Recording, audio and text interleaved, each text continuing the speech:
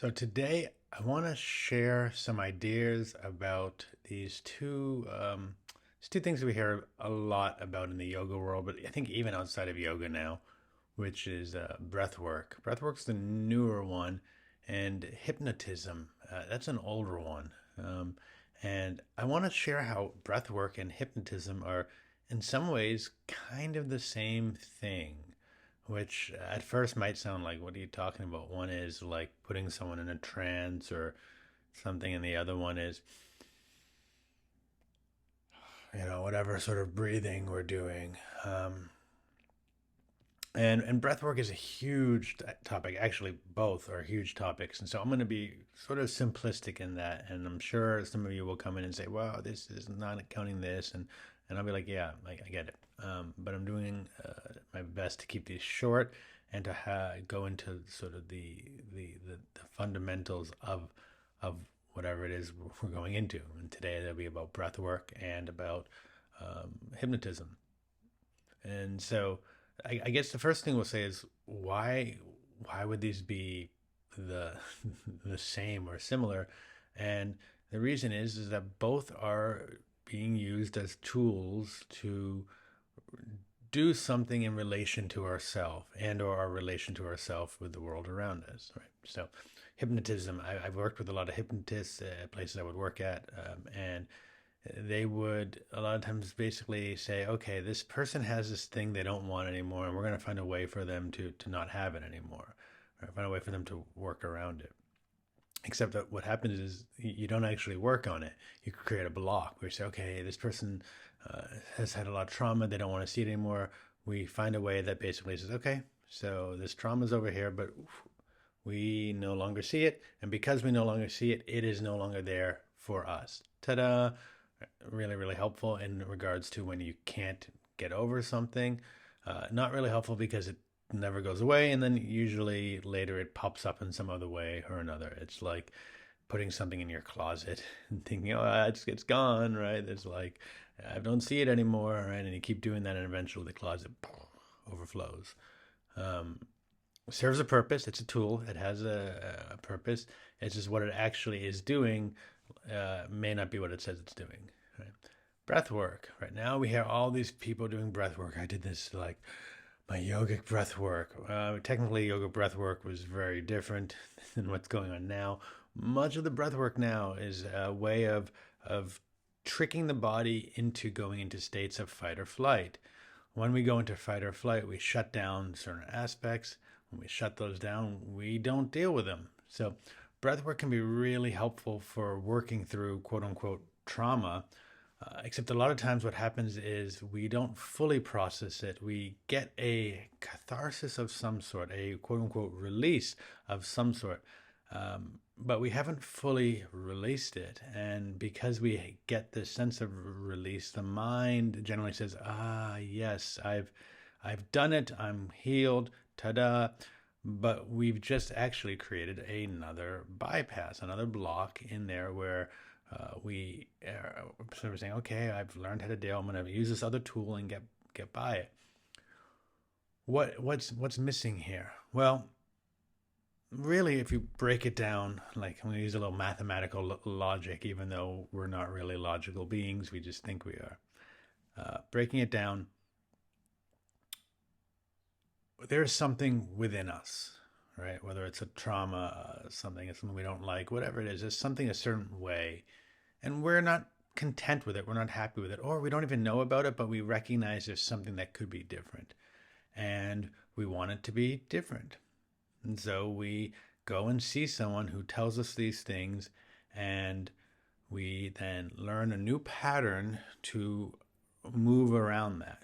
And so we have I'm going to use like a little bit of what's the word? Foundational metaphors. There is a crack in our foundation. We're not maybe aware of it because maybe we're on the third floor and tipping down. There's something that is a certain way, and we are however around it. So we're in this sort of way. We are then not necessarily looking at the crack itself because we don't even know where the crack it is. We're going a little higher up, and we're developing a patch around that. Ta-da! The third floor was like this. Now we fixed the third floor to be like this. Again, see, the third floor was like this. Now we're like that. Ta-da. Except the crack in the foundation has never been dealt with because we're going to what we see is the issue, not what we are unaware of. We don't actually undo what was done. We just build new on top of. And that works for a while, but because the issue itself has not been gone through, it's just been gone around or gone over, the issue is still there. We don't see it possibly until something else happens, and then we start to look at that other thing as something else because we've already dealt with this previous. We don't see the patterns that coming down from the original foundation. And so neither are bad. This is the thing that I really want to express. Everything has a purpose. Everything has a value. Everything has a reason.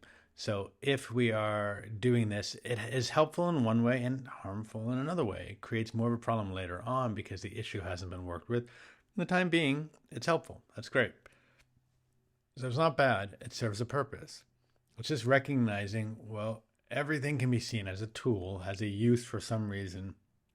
Are we using the thing in the most efficient way for today or efficient way for the next 20 years?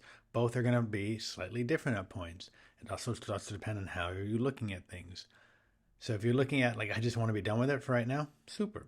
Put it in the closet, forget about it, it's fine. If you're looking at, I want to actually be sort of work with this so that it doesn't come back, so that I'm actually through it, well, hypnotism is not going to help with that. Breathwork's probably not going to help with it because you're only dealing with a part of it. There's going to be more that comes in. Now, breathwork may come into part of that, but it's a slice of a pie that's being touted as the whole pie. And so that slice of a pie is never going to fill you up the same way a whole pie does. So recognizing, well, what is the whole pie? Well, there's going to be a lot of different things. There is no actual formula for you because you're you. Right? The formula would imply for everyone. And that's not how it works. Because what brought you here is not the same as what brought the other person. What brought the other person. Now this becomes a lot harder to sell. And when we want to sell stuff, we need to create stuff in the simplistic form. Therefore, we have all these different ways of doing stuff that are all base aggregates.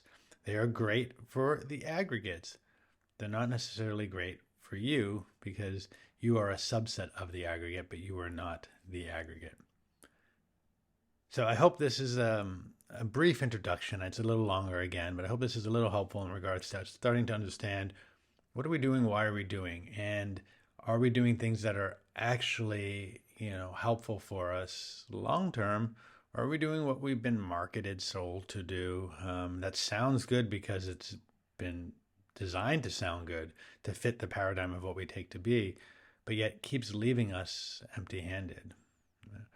For me, I want us to be all healthy and happy, and to realize that part of that means starting to really change the constructs and the ideas of how we're taking health and other aspects of selfhood to be. So, cut it here. Trying a new camera and a new mic, see how it works. Might have to film this all over again, or it might go live. Either way, we'll see how it goes. Be well out there, and I look forward to hearing back and being of help in any sort of way. Peace.